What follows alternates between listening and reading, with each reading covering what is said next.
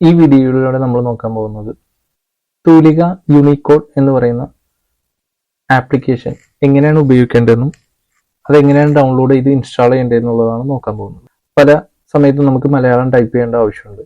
ആ സമയത്ത് ഇത്തരത്തിലുള്ള ആപ്ലിക്കേഷൻസ് യൂസ് ചെയ്താൽ മാത്രമാണ് നമുക്ക് മലയാളത്തിൽ ടൈപ്പ് ചെയ്യാൻ പറ്റുള്ളൂ. ഇത് കുറച്ചും കൂടി ഫ്ലെക്സിബിൾ ആണ്, അതുകൊണ്ടാണ് ഇത് നമുക്ക് ഈസി ആയിട്ട് ഉപയോഗിക്കാൻ പറ്റുന്നത്. തൂലിക യൂണിക്കോഡ് എന്ന് പറയുന്ന ഒരു ഫ്രീ വെയർ ആപ്ലിക്കേഷൻ ആണ്. ഇത് നമുക്ക് അത് എങ്ങനെയാണ് ഡൗൺലോഡ് ചെയ്യുന്നതെന്നുള്ളതാണ് നമ്മൾ ആദ്യം നോക്കാൻ പോകുന്നത്. നമ്മൾ ബ്രൗസർ എടുത്തു, ഗൂഗിളിൽ നമ്മൾ സെർച്ച് ചെയ്യുന്നു, ഡൗൺലോഡ് തൂലിക യൂണിക്കോഡ് എന്ന് സെർച്ച് ചെയ്ത് കഴിഞ്ഞാൽ നമുക്ക് അതിന്റെ വെബ്സൈറ്റ് കിട്ടും. അതിന്റെ ഡയറക്റ്റ് വെബ്സൈറ്റ് എന്ന് പറഞ്ഞു കഴിഞ്ഞാൽ supersoftweb.com എന്ന് പറയുന്ന സൈറ്റിൽ നിന്ന് നമുക്ക് നേരിട്ട് വേണമെന്നുണ്ടെങ്കിൽ ഡൗൺലോഡ് ചെയ്യാവുന്നതാണ്. ഡൗൺലോഡ് ലിങ്ക് ഡിസ്ക്രിപ്ഷനിൽ കൊടുത്തിട്ടുണ്ട്. അത് ഉപയോഗിച്ച് നിങ്ങൾക്ക് നേരിട്ട് വേണമെന്നുണ്ടെങ്കിൽ ഡൗൺലോഡ് ചെയ്യാം. അല്ലാത്ത പക്ഷം നിങ്ങൾക്ക് ഗൂഗിൾ ചെയ്ത് അതിന്റെ ഡൗൺലോഡ് ലിങ്ക് നിങ്ങൾക്ക് സെർച്ച് ചെയ്തെടുക്കാവുന്നതാണ്. ഞാനിവിടെ അത് ഡൗൺലോഡ് ചെയ്യാണ്. അത് ഓൾറെഡി ഡൗൺലോഡ് ചെയ്ത് കഴിഞ്ഞു. ഇതൊരു സിപ്പ് ഫയലാണ്, അതുകൊണ്ട് തന്നെ നമുക്ക് ഇത്തരത്തിലുള്ള ആപ്ലിക്കേഷൻ ഇൻസ്റ്റാൾ ചെയ്യുമ്പോൾ അത് എപ്പോഴും അൺസിപ്പ് ചെയ്ത് ഉപയോഗിക്കുന്നതാണ് എപ്പോഴും നമുക്ക് യൂസ്ഫുൾ ആവുന്നത്. അതിനു വേണ്ടിയിട്ട് ആദ്യം ഡൗൺലോഡ് ലൊക്കേഷനിൽ ചെല്ലുക. ഡൗൺലോഡ് ലൊക്കേഷനിൽ ചെന്നിട്ട് അതിനെ അൺസിപ്പ് ചെയ്യാം, അതായത് എക്സ്ട്രാക്ട് ചെയ്യുക. എക്സ്ട്രാക്ട് ചെയ്ത ഫയലിൽ നമുക്ക് നോക്കിക്കഴിഞ്ഞ് കഴിഞ്ഞാൽ 3 ഫോൾഡേഴ്സ് കാണിക്കും. തൂലിക യൂണിക്കോഡ് കൺവെർട്ടറും, അതേപോലെ തന്നെ ഫോൺസ്, പിന്നെ മറ്റൊന്നാണ് കീബോർഡ്സ്. നമുക്ക് ഇത് 3ഉം മാൻഡേറ്ററി ആയിട്ട് ഇൻസ്റ്റാൾ ചെയ്യണം. അതിന് ആദ്യം ഞാൻ ചെയ്യാൻ പോകുന്നത് തൂലിക യൂണിക്കോഡ് കൺവെർട്ടറിനെ ഇൻസ്റ്റാൾ ചെയ്യണം. നമുക്ക് ഡബിൾ ക്ലിക്ക് അടിച്ച് ഇൻസ്റ്റാൾ ചെയ്യാം. ഞാനിവിടെ തൂലിക 2 യൂണിക്കോഡ് എന്ന് പറയുന്ന ഈ ആപ്ലിക്കേഷനിൽ ഡബിൾ ക്ലിക്ക് അടിച്ച് കഴിയുമ്പോൾ തന്നെ ഇതിൽ ഇൻസ്റ്റാളേഷൻ ഓപ്ഷൻ കാണിക്കും. അതിൽ നമുക്ക് ഫോൾഡർ മാറ്റി കൊടുക്കുന്നുണ്ടെങ്കിൽ നമുക്ക് ഫോൾഡർ മാറ്റി കൊടുക്കാം, ഇൻസ്റ്റാളേഷൻ ലൊക്കേഷൻ നമുക്ക് മാറ്റി കൊടുക്കാം. സാധാരണ ഇതിൽ അത് തന്നെയാണ് ഞാൻ കണ്ടിന്യൂ ചെയ്യണത്. പിന്നെ താഴെ നമുക്കൊരു ഓപ്ഷൻ കാണാൻ പറ്റും, എവ്രി വൺ ജസ്റ്റ് മീ എന്ന് പറയുന്ന ഒരു ഓപ്ഷൻ. എവ്രി വൺ എന്ന് പറഞ്ഞാൽ ഏതൊരു യൂസർ, ഇതിൽ എത്ര യൂസർ ഉണ്ടോ അത്രയും യൂസേഴ്സിന് ഒരേ സമയം ഇത് ഉപയോഗിക്കാൻ പറ്റും. അതായത് വേറൊരു യൂസറായിട്ട് ലോഗിൻ ചെയ്ത് കഴിഞ്ഞാൽ ആ യൂസർക്ക് ഉപയോഗിക്കാൻ പറ്റും. അതേസമയം ജസ്റ്റ് മീ എന്ന് പറഞ്ഞ ഓപ്ഷൻ സെലക്ട് ചെയ്യണമെങ്കിൽ അത് ഈ ഒരു യൂസർ, ഏത് യൂസറിൽ നിന്നാണ് ഇൻസ്റ്റാൾ ചെയ്യണം ആ യൂസറിന് മാത്രം അത് ഉപയോഗിക്കാൻ പറ്റുള്ളൂ.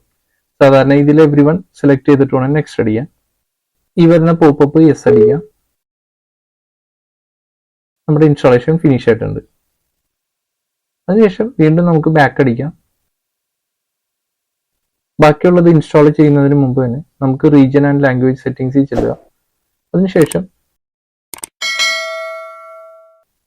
കീബോർഡ്സ് ആൻഡ് ലാംഗ്വേജസ് എന്ന് പറയുന്ന ഓപ്ഷനിൽ പ്രസ് ചെയ്ത് കഴിഞ്ഞാൽ നമുക്ക് ഓപ്ഷൻ കാണിക്കും ചേഞ്ച് കീബോർഡ്സ്. അവിടെ പ്രസ് ചെയ്യുകയാണെന്നുണ്ടെങ്കിൽ നമുക്ക് ലാംഗ്വേജ് ബാറിന്റെ സ്റ്റാറ്റസ് ഇനേബിൾ ചെയ്യാൻ പറ്റും. ഞാനിവിടെ ലാംഗ്വേജ് ബാർ ഓപ്ഷൻ ഇനേബിൾ ചെയ്യാണ്. നമുക്ക് ലാംഗ്വേജ് ബാറിന്റെ അകത്തുനിന്ന് show additional language bar select ചെയ്താൽ മാത്രമാണ് നമുക്ക് ആ ഓപ്ഷൻ സ്വിച്ചിങ് ഈസി ആയിരിക്കുള്ളൂ. ഞാൻ ആ ഓപ്ഷൻ ഡയറക്റ്റ് സെലക്ട് ചെയ്യണം ഇവിടുന്ന്. അതിനുശേഷം അപ്ലൈ കൊടുക്കുക, ഓക്കെ പ്രസ് ചെയ്യുക. പിന്നെ നമുക്ക് ബാക്കിയുള്ള ഓപ്ഷൻസ് ഇൻസ്റ്റാൾ ചെയ്യാം. ഞാൻ രണ്ടാമത് ഫോണ്ടാണ് ഇൻസ്റ്റാൾ ചെയ്യുന്നത്. ഫോണ്ട് ഇൻസ്റ്റാളേഷൻ കംപ്ലീറ്റ് ആയിട്ടുണ്ട്. അടുത്തത് ഇൻസ്റ്റാൾ ചെയ്യുന്നത് കീബോർഡാണ്. കീബോർഡിൻ്റെ അകത്ത് നമുക്ക് കുറേ ഓപ്ഷൻസ് കാണാൻ പറ്റും. ആ 3 ഓപ്ഷനും നമ്മൾ ഇൻസ്റ്റാൾ ചെയ്യേണ്ടതുണ്ട്.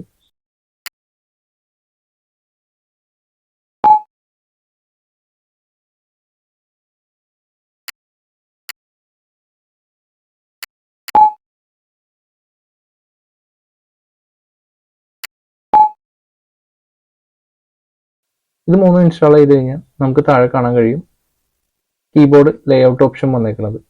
അത് നമ്മൾ already language and regional language settings enable ആയതുകൊണ്ട് മാത്രമാണ് ഇതിപ്പോൾ കാണിക്കുന്നത്. അവിടെ പ്രസ് ചെയ്യുക. അതിനുശേഷം മൈ മലയാളം ഇന്ത്യ എന്ന് പറയുന്നത് സെലക്ട് ചെയ്ത് കഴിഞ്ഞാൽ നമുക്ക് മലയാളത്തിൽ ടൈപ്പ് ചെയ്യാൻ പറ്റും. ഞാൻ ഇപ്പോൾ മൈ മലയാളം എന്ന് പറയുന്ന ഓപ്ഷൻ സെലക്ട് ചെയ്തു. തിരിച്ച് ഇംഗ്ലീഷിലാക്കിയാലാണ് നമുക്ക് പിന്നീട് ഇംഗ്ലീഷിൽ ടൈപ്പ് ചെയ്യാൻ പറ്റുള്ളൂ. അതിൻ്റെ ഞാൻ ഇംഗ്ലീഷ് ആക്കുന്നു. ഇംഗ്ലീഷ് ആക്കിയതിന് ശേഷം നോട്ട് പാഡ് സെലക്ട് ചെയ്യുന്നു. അതിനുശേഷം നമുക്ക് മലയാളം സെലക്ട് ചെയ്ത് കഴിഞ്ഞാൽ മലയാളം ടൈപ്പ് ചെയ്യാൻ പറ്റും.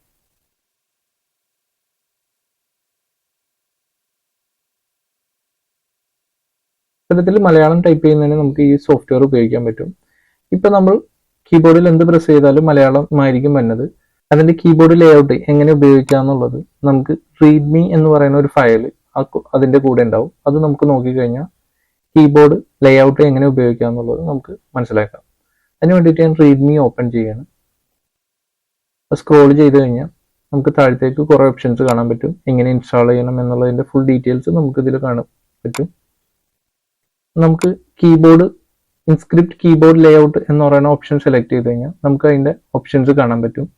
അതിൽ ആദ്യം കാണുന്നത് നോർമൽ കീബോർഡ് ആണെന്നുള്ള സെലക്ഷൻ ആണെന്നുണ്ടെങ്കിൽ ഏത് കീ ആണ് ഓപ്ഷൻ വരുന്നത് അത് കാണാൻ പറ്റും. രണ്ടാമത് കാണിക്കുന്നത് ഷിഫ്റ്റ് കീ ഉപയോഗിച്ചിട്ട് നമ്മൾ ടൈപ്പ് ചെയ്യുന്ന ലെറ്റേഴ്സ് ആണ്. അതായത് ഷിഫ്റ്റ് കീ ഉപയോഗിച്ച് നമ്മൾ എ ടൈപ്പ് ചെയ്ത് കഴിഞ്ഞാൽ ഒ എന്നും സെഡ് ടൈപ്പ് ചെയ്താൽ എ എന്നുമാണ് ഇതിൽ വരുന്നത്. അതേപോലെ തന്നെ കമ്പൈൻ ചെയ്ത് നമുക്ക് ലെറ്റേഴ്സ് ഉപയോഗിക്കാനും പറ്റും.